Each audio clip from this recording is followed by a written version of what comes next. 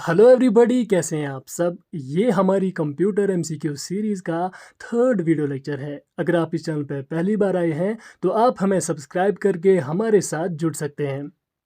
इस सेगमेंट में हम डिस्कस करेंगे कुछ important MCQs related to MS Excel.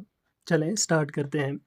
हमारा पहला क्वेश्चन है, what is the intersection of a column and a row on a worksheet called. आपको बताना है एक वर्कशीट में आपको जो रोज और कॉलमन्स के बीच में इंटरसेक्शन देखने को मिलता है, ये एक जो है एक स्क्वायर बेस्ड एरिया को फॉर्म करता है। आपको बोलना है कि इस चीज़ को हम क्या कहते हैं। ऑप्शन नंबर ए में दिया गया है कॉलमन, ऑप्शन नंबर बी में दिया गया है वैल्यू, ऑप्शन नंबर सी में दिया गया है एड्रेस, ऑप्शन नंबर डी में दिया गया है सेल। तो बेसिकली इस क्वेश्चन का जो सही आंसर है वो है ऑप्शन नंबर डी, सेल।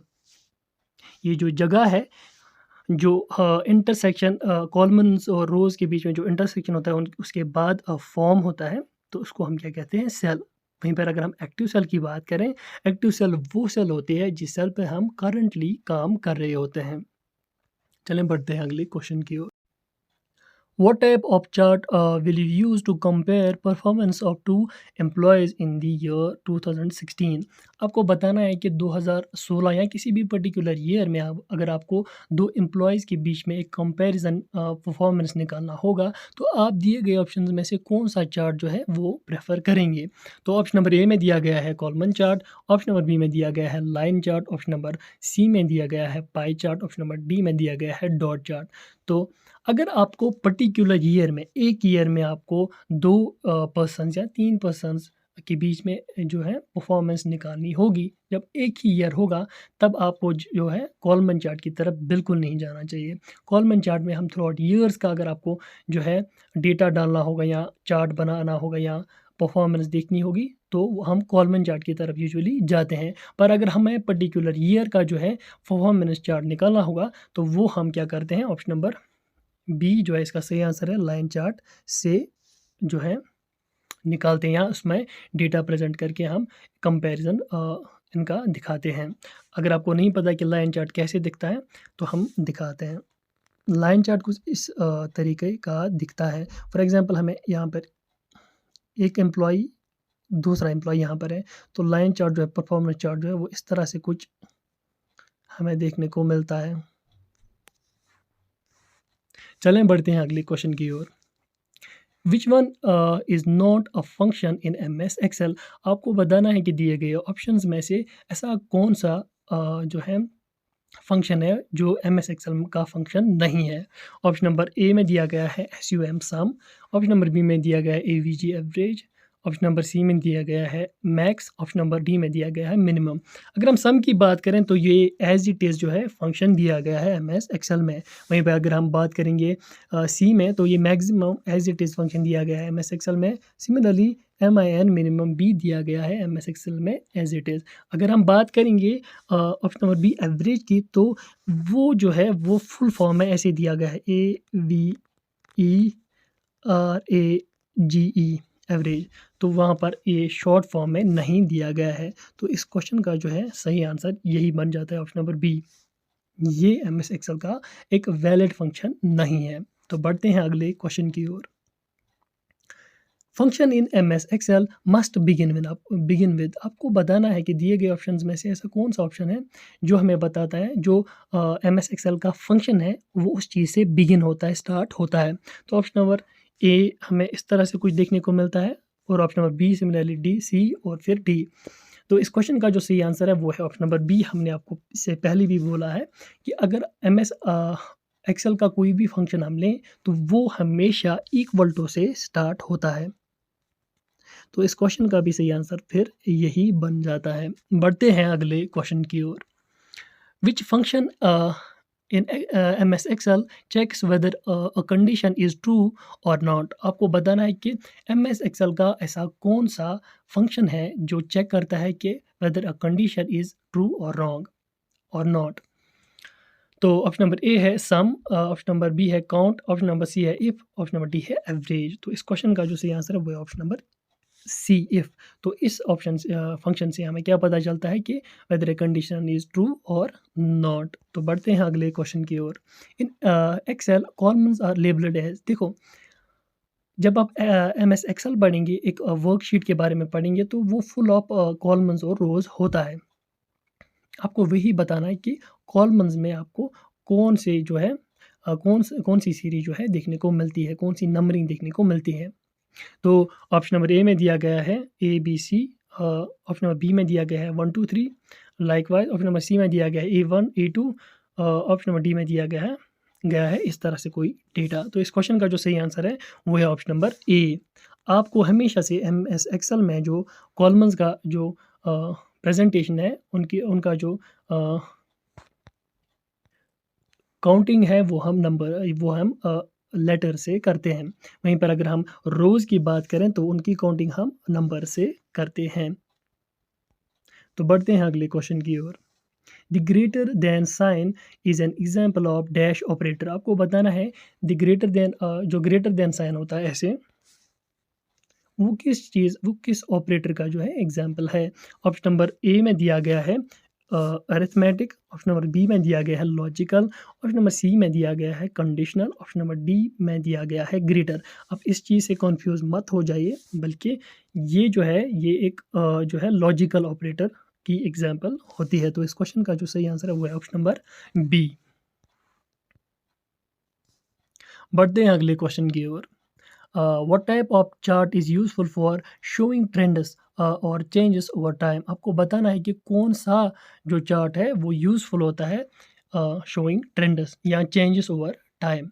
तो ऑप्शन नंबर ए है pie chart. Option number B है column chart. Option number C है line chart. Option number D है डॉट चार्ट। तो इस क्वेश्चन का जो सही आंसर है वो है option number C, line chart. बढ़ते हैं अगले क्वेश्चन की ओर। The process of arranging the data of a column in some sequence or order is known as। आपको बताना है कि अगर आपको किसी डेटा को किसी पर्टिकुलर सीक्वेंस में अरेंज करना होगा तो जो है उस प्रोसेस को हम क्या कहते हैं। ये हमने इससे पहले अभी डिस्कस किया भी था। तो ऑप्शन नंबर ए में दिया गया है अरेंजिंग।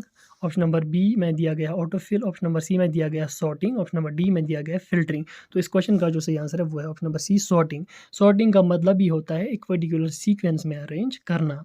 तो बढ़ते हैं अगले क्वेश्चन की ओर। Dash the dash feature of M S Excel quickly complete a series of data. आपको बताना है कि कौन सा फीचर जो है वो एम एस एक्सेल में एक सीरीज का डेटा जो है क्विकली कंप्लीट करता है। तो ऑप्शन नंबर ए में है auto complete. Option number B में है auto fill. Option number C में है fill handle. Option number D है सॉर्टिंग। तो इस क्वेश्चन का जो सही आंसर है वो बन जाता है ऑप्शन नंबर डी, सॉर्टिंग। तो वो फीचर बेसिकली सॉर्टिंग फीचर होता है जिसे जो एम एस एक्सेल में हम क्विकली एक डेटा सीरीज़ को कंप्लीट कर सकते हैं। बढ़ते हैं अगले क्वेश्चन की ओर। What type of chart is useful for comparing parts of a whole.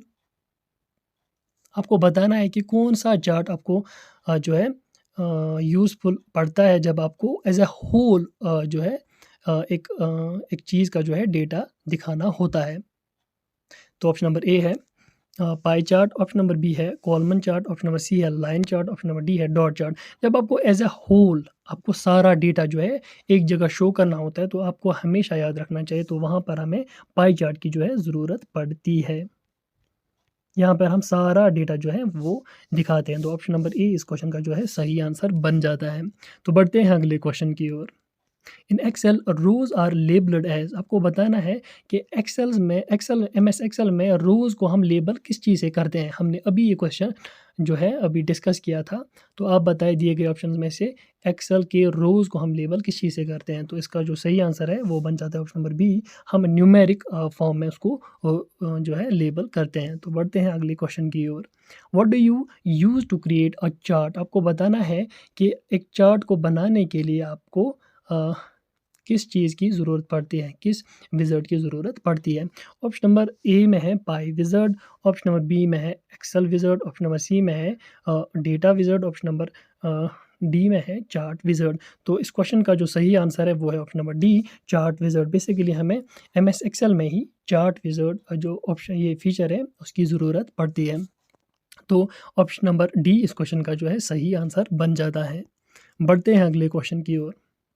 How will you graphically represent expenditure in different departments. आपको बताना है कि अगर आपको ग्राफिकली पर्टिकुलर डिपार्टमेंट्स का एक्सपेंडिचर जो है रिप्रेजेंट करना होगा तो आप कौन सा चार्ट जो है वो इस्तेमाल करेंगे।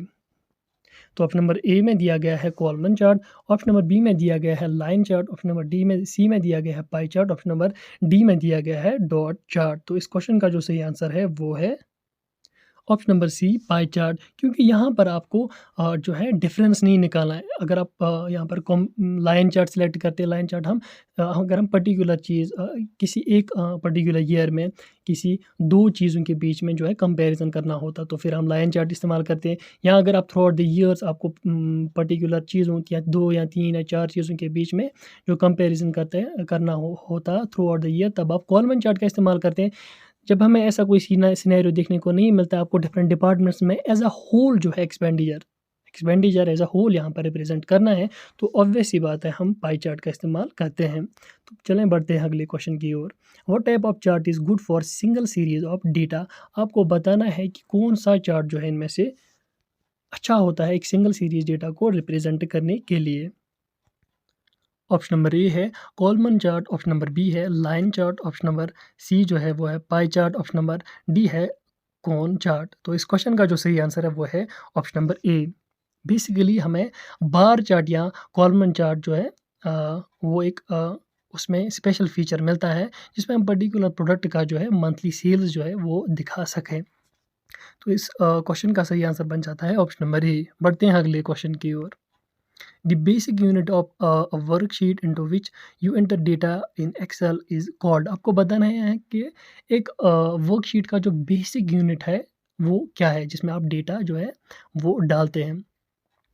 तो ऑप्शन नंबर ए है सेल, ऑप्शन नंबर बी है टेबल, ऑप्शन नंबर सी है बॉक्स, ऑप्शन नंबर डी है कॉलमन। तो इसका जो सही आंसर है वो option number A cell. Basically जो एक वर्कशीट है वो डिफरेंट टाइप ऑफ सेल से बन जाता है, तो उसका जो बेसिक जो है उसका जो बेसिक यूनिट है वो बन जाता है सेल। चलें बढ़ते हैं अगले क्वेश्चन की ओर।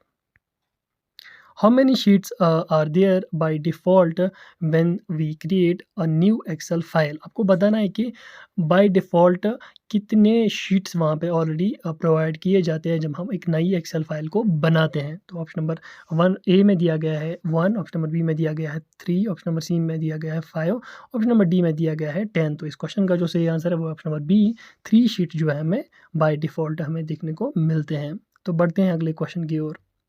An Excel file is generally called an option number A में दिया गया है ई separate sheet, option number B में दिया गया है वर्कशीट, ऑप्शन नंबर सी में दिया गया है वर्कबुक, ऑप्शन नंबर डी में दिया गया है शीट। तो इस क्वेश्चन का जो सही आंसर है वो बन जाता है ऑप्शन नंबर सी वर्कबुक। तो इसको वर्कबुक भी कहते हैं।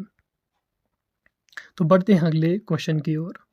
It is a collection of data that is stored electronically as a series of records in a table। आपको बताना है कि एक कलेक्शन ऑफ डेटा जो हम इलेक्ट्रॉनिकली एक टेबल में स्टोर करते हैं उसको हम क्या बोलते हैं। ऑप्शन नंबर ए में दिया गया है separate sheet, option number B में दिया गया है प्रेजेंटेशन, ऑप्शन नंबर सी में दिया गया है डेटाबेस, ऑप्शन नंबर डी में दिया गया है एमएस वर्ड। तो इस क्वेश्चन का जो सही आंसर है वो ऑप्शन नंबर सी डेटाबेस। तो उस चीज़ को हम क्या कहते हैं, डेटाबेस। चलें बढ़ते हैं अगले क्वेश्चन की ओर। Which of the following is not a valid function in MS Excel. आपको बताना है कि दिए गए ऑप्शंस में से कौन सा ऑप्शन जो है वो वैलिड फंक्शन नहीं होता है एमएस एक्सेल का। अगर हम बात करेंगे ऑप्शन नंबर ए सम की, तो ये एक वैलिड फंक्शन होता है। अगर हम ऑप्शन नंबर 2 की बात करें काउंट की, तो ये भी एक वैलिड फंक्शन होता है। अगर हम बात करेंगे ऑप्शन नंबर 3 सब्ट्रैक्ट की, तो ये एक वैलिड फंक्शन नहीं होता है। अगर हम बात करेंगे ऑप्शन नंबर 4 की कॉन्टा की, तो ये एक वैलिड फंक्शन होता है। तो इस क्वेश्चन का जो सही आंसर है वो बन जाता है ऑप्शन नंबर 3 सब्ट्रैक्ट। वहीं पर अगर हम क्वांटाई की बात करें तो वो हमें जो है काउंट, वो एक फीचर होता है जिसमें हम काउंट करते हैं सिर्फ उन सेल्स को जिनमें इंफॉर्मेशन होती है, और जिन सेल्स में इंफॉर्मेशन नहीं होती है वो जो है वो यहाँ पे काउंट नहीं होता है। चलें बढ़ते हैं अगले क्वेश्चन की ओर। Which of the following is a valid function in Microsoft Excel. आपको बताना है कि दिए गए ऑप्शंस में से कौन सा वैलिड ऑप्शन है एम एस एक्सेल में। अगर हम ऑप्शन नंबर 1 की बात करें, मैक्सिमम ऐसा कोई वैलिड ऑप्शन नहीं है, वहाँ पर एम ए एक्स ही हमें वैलिड ऑप्शन देखने को मिलता है। अगर हम ऑप्शन नंबर 3 सब्ट्रैक्ट की बात करें तो ऐसा भी वैलिड ऑप्शन कोई भी नहीं देखने को मिलता है। सिमिलरली हमें ऑप्शन नंबर 4 में हाईएस्ट मिलता है, ये भी कोई वैलिड जो है फंक्शन नहीं देखने को मिलती है हमें। तो इसका जो सही आंसर बन जाता है वो है ऑप्शन नंबर 2, माइन्यूट। इसी के साथ ही हमारा ये सेशन कंप्लीट होता है। हमें दीजिए इजाज़त। अल्लाह हाफ़िज़।